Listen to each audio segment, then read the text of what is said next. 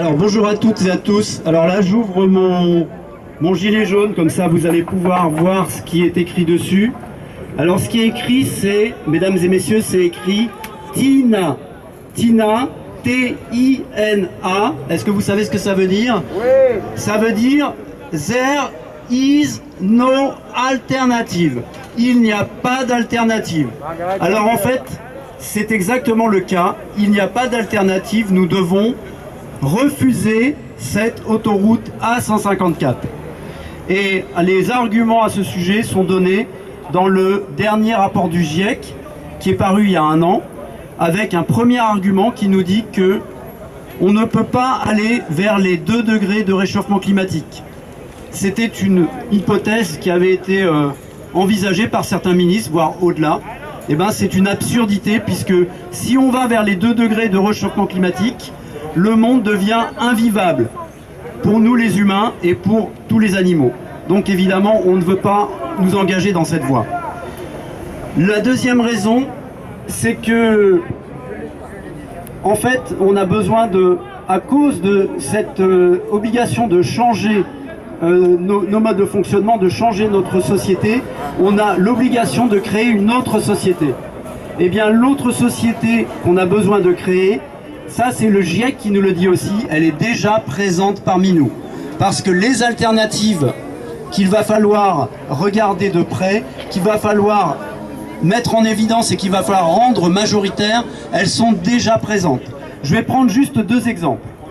Au niveau des transports, la plupart des voitures que vous voyez sur les routes, c'est des grosses voitures, ce qu'on appelle des SUV.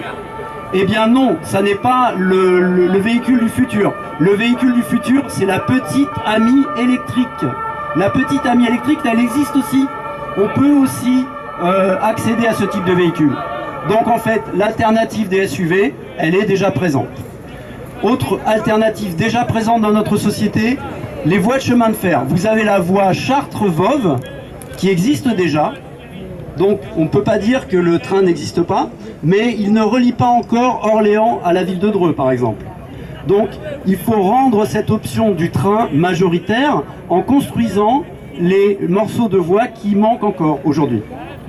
Voilà, donc ça c'est juste pour prendre 2 exemples pour dire qu'on est déjà en capacité de changer cette société. En fait, on a besoin de 3 piliers pour bâtir une nouvelle société. Le premier pilier, c'est la sobriété. Alors la sobriété, on en parle beaucoup, mais c'est comme le cholestérol. Il y a la bonne et la mauvaise sobriété. Alors la mauvaise sobriété, vous voyez par exemple, vous avez la médiathèque de Chartres ici. Alors la mauvaise sobriété, c'est d'avoir fait passer le budget de la médiathèque entre 2022 et 2023 de moins 40%. Donc moins 40% sur une année sur le budget de la médiathèque.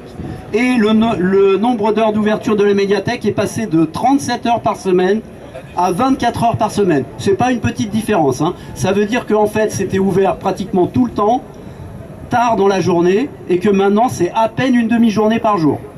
Donc ça fait un gros changement pour les Chartrains, pour les habitants de l'agglomération. Donc ça c'est de la mauvaise sobriété. La bonne sobriété, c'est quoi? Eh ben, c'est par exemple de changer un SUV par une petite amie électrique. Voilà, ça c'est de la bonne sobriété. Alors ça c'est le premier pilier. Le deuxième pilier, c'est la solidarité. Alors la solidarité, c'est pareil, c'est un mot dont on entend beaucoup parler. Qu'est-ce que ça veut dire la solidarité? La solidarité, ben, ce sont les services publics. Les services publics, pensons d'abord à la santé par exemple. La santé, vous voyez un petit peu l'état de notre service public de santé, alors qu'on avait un service public de santé exceptionnel. Donc en fait, voilà, si on veut faire de la solidarité, ben, il faut réactiver des services publics qui soient vraiment à la hauteur. Un exemple dans le domaine des transports. Dans le domaine des transports, si vous prenez le train le matin à Chartres, à 6h30, il y a beaucoup de gens qui prennent le train le matin à Chartres à 6h30. Eh bien, dans ce cas-là, vous n'aurez pas la capacité de prendre un bus pour aller jusqu'à la gare, parce que les bus, ils démarrent à 6h45. Voilà, donc une première chose pour aller dans le domaine de la solidarité, c'est peut-être d'avoir des lignes de bus qui démarrent de façon à rendre la possibilité aux gens qui prennent le train à 6h30 de prendre le bus pour rejoindre la gare. Voilà, ça c'est le deuxième pilier. Le troisième pilier, c'est d'avoir un esprit général de notre société. Alors, je vais pas prendre des mots qui ont déjà été employés, qui sont un peu cramés, parce que bon, quand on parle de certains mots, il y en a, ça leur donne des boutons. Alors, je vais pas prendre ces mots-là, je vais inventer un nouveau mot. Je vais inventer le partagisme. Je sais pas si ça vous convient comme mot, le partagisme. Alors, le partagisme, ça serait quoi? Ça serait déjà de partager tout ce qui est du domaine de l'avoir, donc l'argent, les biens, etc. Et partager le pouvoir. Et là, il y a un gros souci en France, hein, vous savez, vous avez vu comment ça s'est décidé sur la question des retraites. Alors là, on peut dire que c'est une sorte de viol du peuple qui a été fait. Et donc, avec la 154, on est encore dans ce contexte-là. Voilà. Donc, il faut donc identifier les alternatives et les rendre majoritaires. Alors, ça veut dire qu'on ne s'intéressera pas du tout à des nouvelles innovations technologiques extraordinaires qui vont nous changer notre vie. C'est pas ça le sujet. Le sujet, c'est déjà de regarder ce qui existe. On va aussi s'intéresser à la question des super profits et des méga extractions, mais pas pour les valoriser, pour au contraire les arrêter. Voilà. Alors donc rien d'extraordinaire en fait sur ces choses à faire, hein, on les connaît, tout le monde en a déjà parlé, ça n'est pas des nouveautés.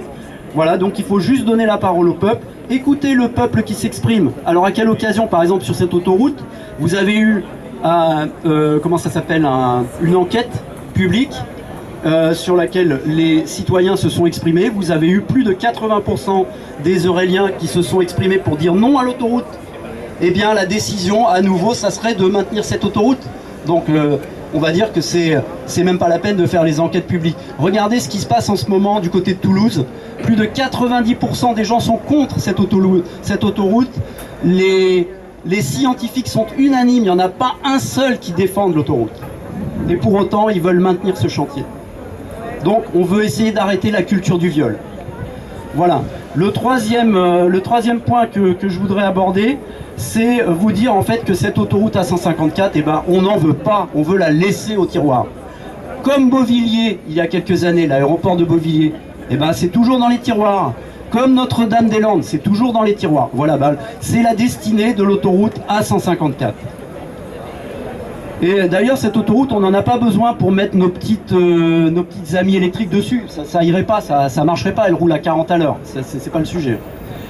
Et du coup, on pourrait aussi suppléer cette voie de ralliement des grandes villes par des lignes de train, comme on l'a déjà dit. Et on veut aussi suppléer au tout camion, parce que le tout camion, en fait, on en a marre aussi. On en a marre parce que ça crée de la pollution. C'est aussi une dégradation des espaces. Vous avez vu, les routes se dégradent à force d'avoir toujours des gros camions qui circulent dessus. Les petites routes sont complètement dévastées. C'est aussi un problème d'occupation. Vous avez des camions partout le soir, ils stationnent sur tous les espaces. Ça devient un envahissement permanent de notre vie. Et donc on sait bien que ça crée aussi des accidents. Des accidents, parce que vous avez vu qu'il y a des axes à 90 km/h. Ces axes à 90 km/h, c'est prévu pour les camions, pour qu'ils puissent tracer. Les chauffeurs sont pistés avec des mouchards dans les cabines. Il faut qu'ils tracent, qu'ils avancent. Et donc, si vous êtes sur une route comme ça avec un camion derrière, vous avez intérêt à accélérer parce qu'il va vous coller au cul, il va vous klaxonner, il va éventuellement vous doubler sur une ligne blanche et vous faire une queue de poisson. Donc, on est un petit peu en danger dans ces conditions-là. Donc, on veut arrêter le tout camion et on veut une solution qui passe par le rail. Puisque le rail, c'est plus de pollution, c'est plus de dégradation des routes et c'est plus d'occupation abusive de tous les espaces. Donc ça résout beaucoup de problèmes. Donc je vais vous donner une nouvelle information, c'est qu'on ne veut pas de cette autoroute A154. Voilà. Donc ni aucune autre nouvelle autoroute. Il y a unanimité de toutes les personnes qui regardent un petit peu ces questions, que ce soit les scientifiques, les membres du GIEC. Alors vous allez me dire, mais juste une petite autoroute, en fait ça va pas changer la vie, c'est pas ça qui va changer la donne. On pourrait le prendre comme ça, on pourrait se dire, après tout c'est juste une petite autoroute, laissons-la faire et puis passons à autre chose. Et en fait si on laisse faire cette décision-là, ça veut dire qu'aucune décision importante ne sera jamais prise. Chaque fois qu'il faudra prendre un virage et se dire, non ça on abandonne, on ne le fera pas puisque là toutes les raisons sont réunies pour qu'on abandonne ce projet. Donc si on ne l'abandonne pas cette fois-ci, là c'est vraiment très grave. Et du coup, il y a beaucoup de citoyens qui ont compris ça. il y a des citoyens qui se demandent comment pouvoir agir par rapport à cette situation. Et on voit bien que ça craque de partout. Vous avez vu la situation à Sainte-Soline, où il y a eu 30 000 manifestants, et en 2 heures, on leur a balancé 5 000 grenades, alors que c'était des familles, c'était des gens complètement pacifiques. Donc voilà comment le gouvernement traite ce type de manifestation. Eh bien, suite à Sainte-Soline, ces derniers jours, les tribunaux administratifs ont annulé la construction de dizaines de méga-bassines. Donc, la mobilisation a obtenu son résultat lors de ces jugements. Et donc, en fait, on voit bien que ce sont les citoyens qui mènent la danse, et le gouvernement est à la traîne pour essayer d'imposer ces projets dont personne ne veut. Et donc il y a sur le projet, je termine là-dessus, il y a sur le projet de l'autoroute A69 à Toulouse, entre Toulouse et Castres, il y a plus de 10 personnes actuellement qui font la grève de la faim et qui sont dans une situation très difficile puisqu'ils ont plus de 30 jours de grève de la faim et que certains d'entre eux ont entamé une grève de la soif. Donc leur vie est véritablement en danger. Donc là on se dit que en fait la France est devenue une grande ZAD. Et que nous devons tous nous lever pour animer cette ZAD et faire que cette autoroute A154 ne se fasse pas. Merci à vous.